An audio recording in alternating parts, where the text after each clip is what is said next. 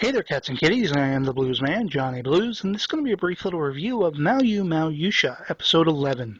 Lots of political and financial posturing kicked off this episode, largely overseen by the merchant, all of which served as somewhat of a garnish to the soon-to-be waging War of the Nations. But we also gain a little insight into what the merchant has been staging. It seemed as though his manipulation of finances and the buying and selling of wheat and other goods would only eventually serve himself as of last episode.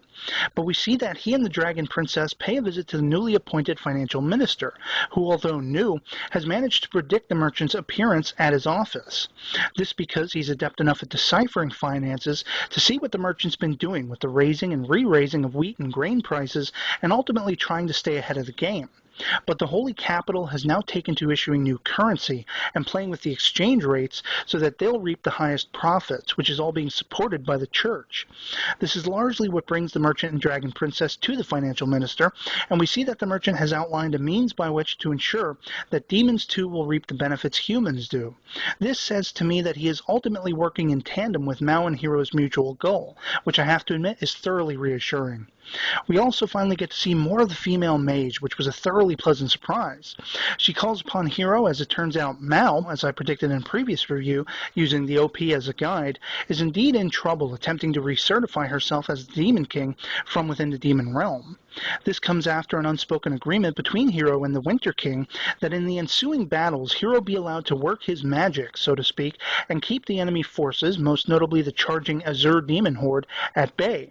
He is able to do so with some amazing and very RPG game reminiscent teleportation magic wielded by the mage, who soon relates that Hero must destroy the gate between the human and demon realms. I believe this is largely a precautionary measure given Mao's current state of being possessed by the evil spirits of the ancient kings. They cannot chance unleashing it to rule over the world.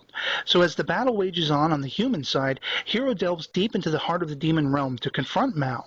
It was shocking and almost heartbreaking to see Head Maid viciously attacked by this incarnation of Mao, to see her pleading, desperate to break through to her master, even losing an arm in their ensuing sword fight, which again served to solidify just how badass and skilled Head Maid is. She's no mere servant of Mao's, but the Alfred to her Batman, so to speak. When Hero finally confronts Mao, she spawns a hellacious-looking scythe and moves in to attack him. Seeing Hero stop this thing mid-swing was absolutely phenomenal.